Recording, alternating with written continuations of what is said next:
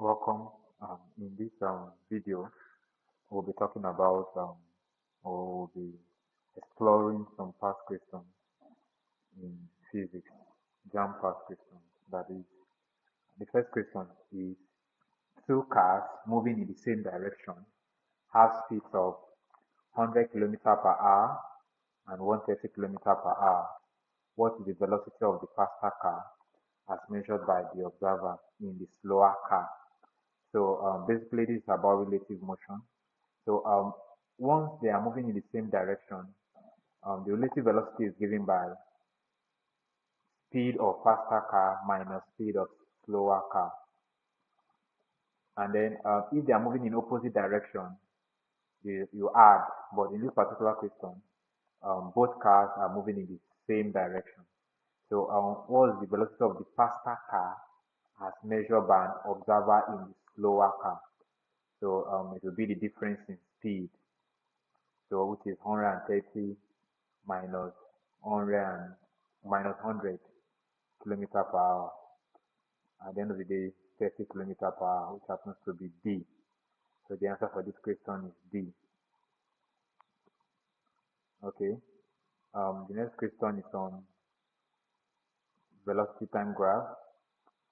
It says the diagram above shows a velocity time graph. The statement that is true about this motion is that the car A decelerates between F and G. Okay, F and G. At this point, as you can see, the velocity is constant. That is why it is horizontal. Accelerate between F and G. Accelerate means the velocity is increasing. But the first one is between F and H. Between F and H. So between F and H, velocity was constant for a while. That is why this line is horizontal. And then between G and H, velocity began to reduce. Going down means velocity is reducing. If it's going up, means velocity is increasing. So velocity was reducing. So say decelerate. It was constant, has a constant um, motion, the constant velocity, and then velocity begin to decelerate. So it's not just decelerating between F and H. Um, Between F and G, say accelerate between F and G. Accelerate means velocity increases between F and G. But here, the horizontal line indicates that the velocity is constant. So it doesn't accelerate between F and G. And then C has a constant speed between point E and G. Point E and G.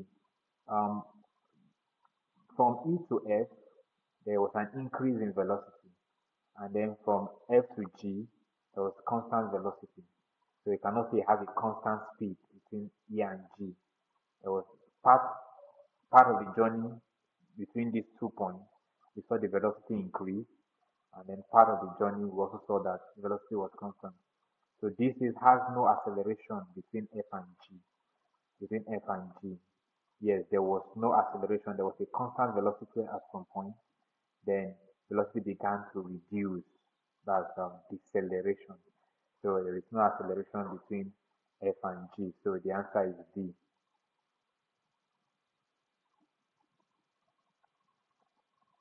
Okay. A stone and a feather drop from the same height above the Earth's surface, ignoring air resistance. Which of the following is correct? Um, the stone and the feather will both reach the ground at the same time. The stone will reach the ground first. The feather will reach the ground first. The feather will be blown away by the wind, while the stone will drop steadily. Of course, the answer is A. The stone and feather will reach the ground at the same time. Uh, the acceleration due to gravity of all objects is the same as at around 9.8 meter per second square. So when objects are dropped from the same height, they will reach the ground at the same time because their velocity changes at the same rate. So before they were dropped, both objects will have a velocity of zero, and then the velocity increases That's what we mean by acceleration due to gravity. Velocity increases when it is falling down at the same rate. So at every point in time, it will be expected that they will have the same velocity, so that they will reach the ground at the same time. But however, for very light objects or objects with low density, air resistance can impede their motion, can resist their motion. And the heavier objects or the denser objects might reach the ground first. For example, if you drop a paper and a stone at the same time, um, the paper may reach the ground, the stone may reach the ground first because of air resistance. But in this question, we're told to ignore air resistance. So in the absence of air resistance, all objects dropped from the same height on the earth will reach the ground at the same time because their velocities change at the same rate. So the answer is A. Okay. Um, a car moves with an initial velocity of 25 meters per second and reaches a velocity of 45 meters per second in 10 seconds. What is the acceleration of the car? So acceleration is given by final velocity minus initial velocity divided by the time taken.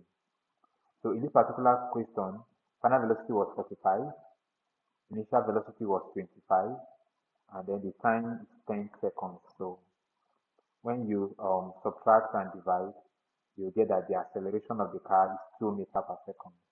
So the correct answer is D. Okay. An object is weighed at different locations on the earth. What would be the right observation? A. Both the mass and weight vary. B. The weight is constant while the mass varies. C. The mass is constant while the weight varies. And then D. Both mass and weight are constant. Um, in this particular question, the answer is C. The mass is constant while the weight varies. So mass is the amount of matter in a body, in an object. It is constant everywhere. The amount of matter in an object doesn't change with location. But weight is the force of gravity on an object. So the force of gravity might change with location, but the amount of matter in the body doesn't change with location.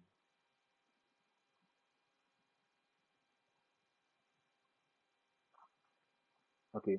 The diagram above represents balls in an undulating surface. Each of the following represents position of stable equilibrium. Stable equilibrium is an equilibrium where an object resists displacement, or when displaced, it comes back to its original position. So that's stable equilibrium. A very large object with a wide base sitting on the earth's surface is said to be at a stable equilibrium because when you apply a force, that very large object, that very heavy object would resist being displaced. A ball on a curved surface also is at a stable equilibrium because when you displace the ball, it comes back to its original position, more or less like a pendulum. The pendulum that is hanging freely is on a stable equilibrium. When you displace it a little, it might swing, but eventually it comes to rest in its original position. So that's what stable equilibrium entails. So of all these, 3, 6, and 9 are stable equilibrium. When they are displaced, they will return to their original position. When displaced, they return to their original position. So, however, there are some objects that are stable in stable equilibrium because they resist displacement. So it can be by virtue of the fact that the object resists displacement, or that when displaced, it returns back to its original position. So the answer is C, 3, 6, and 9. Okay, a ball of weight 0.1 Newton hangs from a massless string of length 50 centimeters. A variable horizontal force, which increases from zero, is applied to pull the bulb until the string makes an angle of 60 degrees with the vertical. The work done is what? So basically, this is how the diagram will look like. We're told that the bulb is 0.1 Newton. So this was the position the bulb was hanging in. And then and the bulb and the length is 50 centimeters. So I expect that from the beginning here to the end to be 50 centimeters. In other words, x plus y here will be equal to 50 centimeters. So when displaced, this is the new position of the string and the bulb. So remember the length is still 50 centimeters. And 50 centimeters is equal to 0.5 meters. We are using SI unit. And then the angle of displacement as contained in the question is 60 degrees. So what is the work done? We know that work done is force times displacement.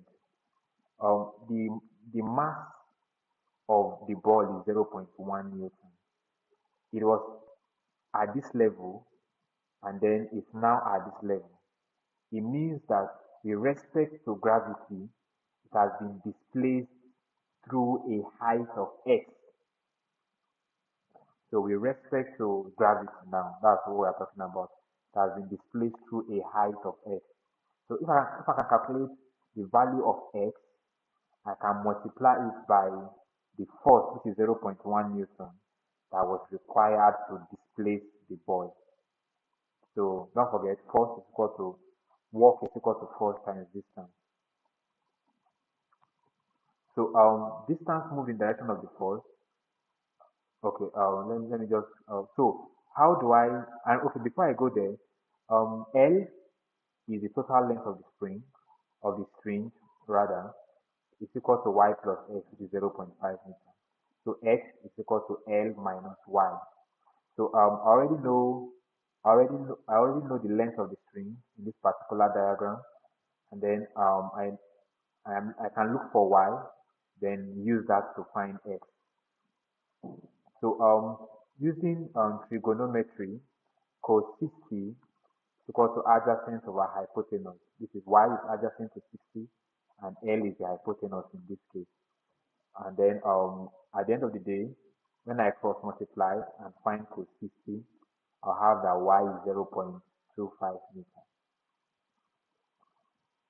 So remember we said x is equal to L minus y. So which is equal to 0.5 minus 0.25, which is 0.25 meters. So x is equal to 0.25 meters. So the next thing is to apply the formula. Work is equal to force times distance. So force times distance move in the direction of the force. So I'll have 0.1, which is the weight of the object that was moved to this height. 0.1 times 0.25, which is x. And then I'll get 0.25 joules, which is B. So 0.025, sorry. So B is the answer here. Okay.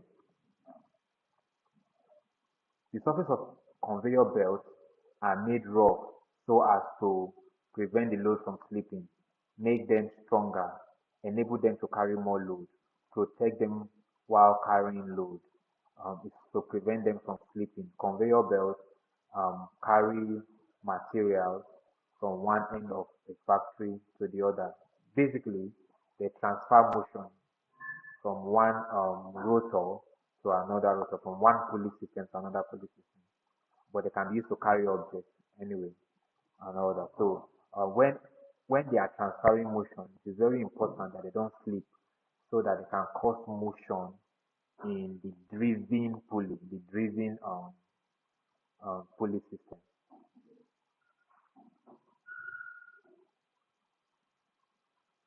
Okay. A machine of velocity ratio 6 requires an effort of 400 newton to raise a load of 800 newton through 1 meter. Find the efficiency of the machine. Efficiency is equal to mechanical advantage over velocity ratio times 100%. So we know the velocity ratio was given as 6, and then but we do not know the mechanical advantage. So mechanical advantage is equal to load over effort. So in this particular question, the load is 400, and then the load is 800, sorry, and then the effort is 400. So it means that mechanical advantage is 800 over 400, which is 2. So applying the formula, efficiency, mechanical advantage over velocity ratio times 100. So mechanical advantage is now 2. 2 divided by 6 times 100. So at the end of the day, we would have 1 over 3 times 100, which is 33.3%. So the answer is C. So the efficiency of the machine is 33.3%. If a wire 30 centimeter long is extended to 30.5 centimeter by a force of 300 newton, find the strain energy of the wire. So strain energy is given is half the force causing the extension times the extension, basically half XP. So the force causing the extension is 300 newton, and then the distance is 30 centimeters. So sorry, the distance was stretched from 30 centimeters to 30.5 centimeters, a difference of 0.5 centimeters. So when converted to meter, is 0.05 meters. At the end of the day, when you multiply, you'll get that the strain energy is 0.75 joules. So D is the answer. So thank you very much. More videos to come.